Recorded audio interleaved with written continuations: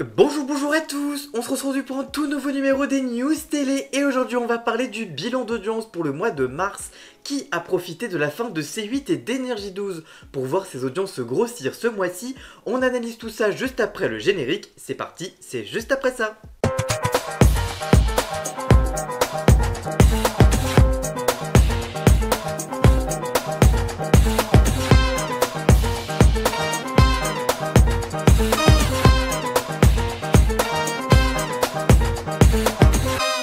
Qui a profité de la fin de C8 et d'Énergie 12. En effet, Médiamétrie a livré ce lundi 31 mars 2025 un premier état des forces en présence depuis la fermeture un mois plus tôt des deux antennes de la TNT.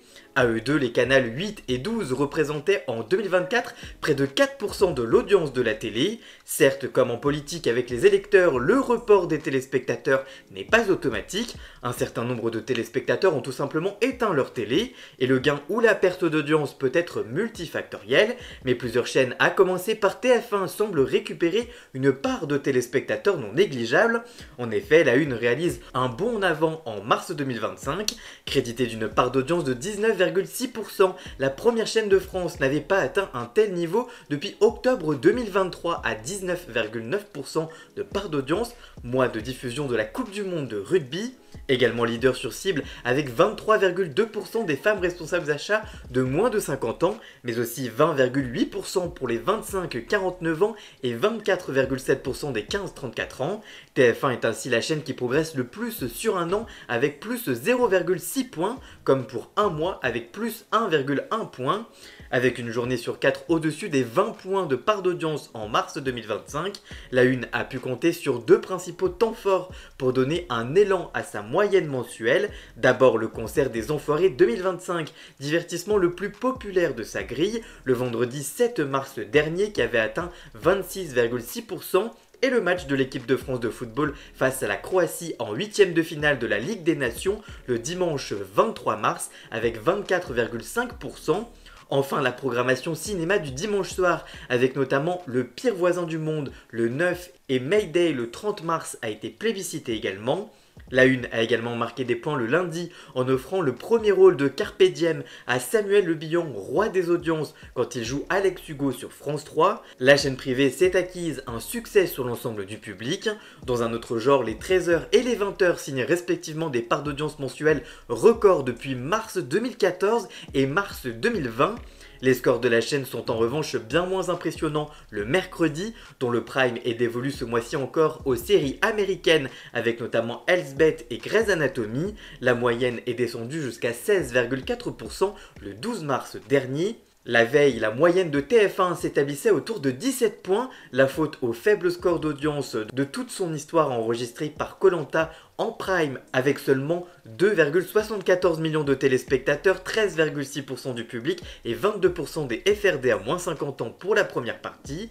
Côté flux encore, The Voice, dont TF1 vient d'achever la diffusion des 9 numéros d'audition à l'aveugle, un record dans l'histoire du programme, a sérieusement souffert de la concurrence, notamment du dernier match du 15 de France dans le tournoi des 6 nations. Comme sa rivale privée, France 2 affiche 15,1% de moyenne et connaît un mois de mars positif, avec un gain d'un demi-point de part d'audience par rapport à mars 2023, c'est plus 0,2% par rapport à février 2025.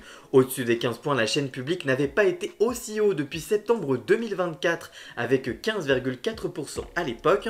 Le tournoi des 6 nations de rugby dont les droits de diffusion sont remis en jeu cette année est une fois encore la carte maîtresse de France 2 qui s'offre ce mois-ci la meilleure part d'audience sur une journée toute confondue à 27,8% le samedi 15 mars dernier avec la retransmission du match France-Écosse suivi par 9,51 millions de téléspectateurs et 46,1% du public en prime. Il s'agit sur cet indicateur du record de la saison de la chaîne publique, plébiscité par 24,2% du public le samedi précédent, déjà avec une programmation de rugby. Résultat, France 2 a supplanté TF1 sur 3 samedis sur 4.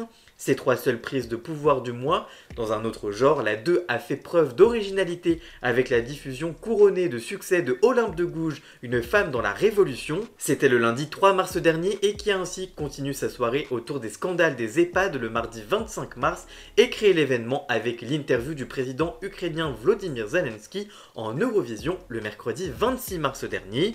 La programmation du dimanche donne lieu en revanche à des résultats plutôt décevants à 13,3% de part d'audience en moyenne, le plus faible niveau du mois de France 2 les 16, 23 et 30 mars dernier.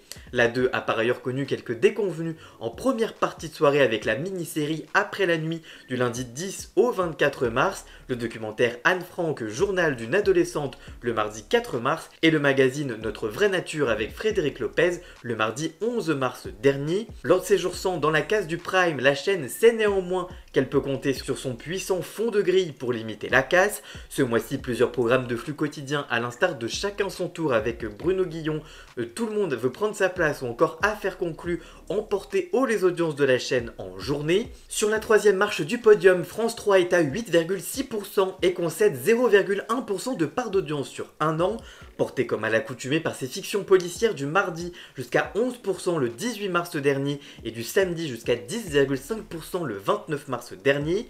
La deuxième chaîne du service public qui compte son lot de points faibles avec par exemple 7,6% de part d'audience en moyenne le lundi, multiplie quasiment par 2 son avance sur M6 sur un an, séparé de 0,5 points en mars 2024, les deux antennes sont désormais à 0,9 points.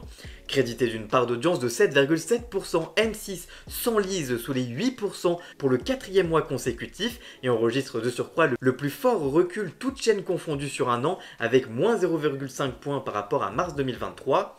Sous les 8 points de part d'audience, 18 journées sur 28 que compte la période mesurée par Médiamétrie la 6 et ce mois-ci encore passé sous les radars des téléspectateurs le samedi, sa journée cauchemar. Sa part d'audience est tombée à 5% le samedi 15 mars dernier.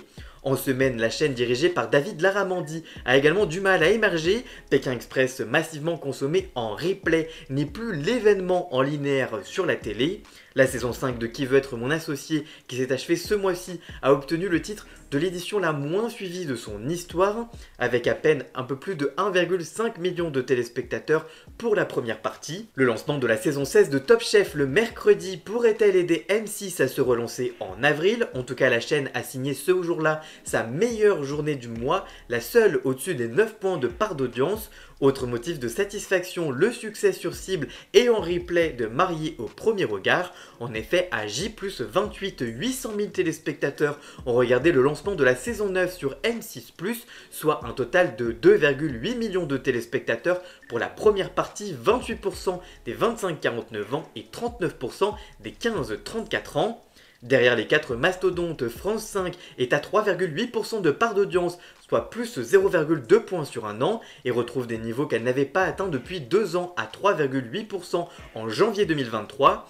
Au cours de ce mois réussi, la troisième antenne publique a dépassé les 4 points de part d'audience une journée sur 2, établissant un nouveau record de la saison le jeudi 27 mars à 4,8 points. Sixième à égalité, CNews enregistre une hausse de plus 0,5 points sur un an, Arte est en progression de plus 0,4 points et TMC à plus 0,2 points qui font jeu égal avec une part d'audience commune de 3,2%.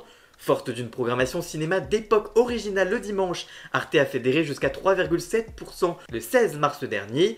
En Access 28 minutes, son programme d'Access présenté par Elisabeth Quint s'est permis à plusieurs occasions de bousculer C'est à vous la suite, le talk concurrent d'Anne-Elisabeth Lemoine sur France 5.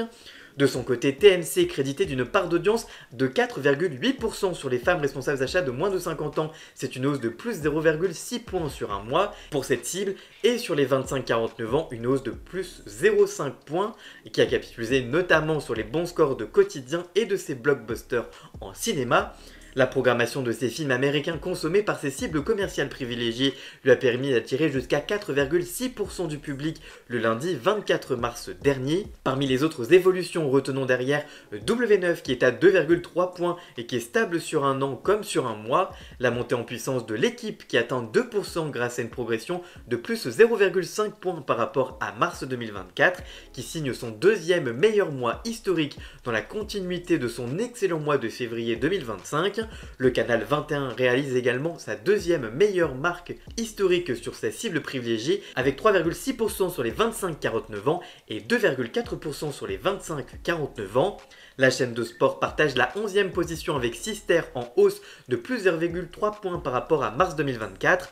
Plus loin dans le classement, C-Star affiche une belle moyenne à 1,3% avec une progression de plus 0,3 points par rapport à mars 2024 et signe son meilleur mois depuis 2016.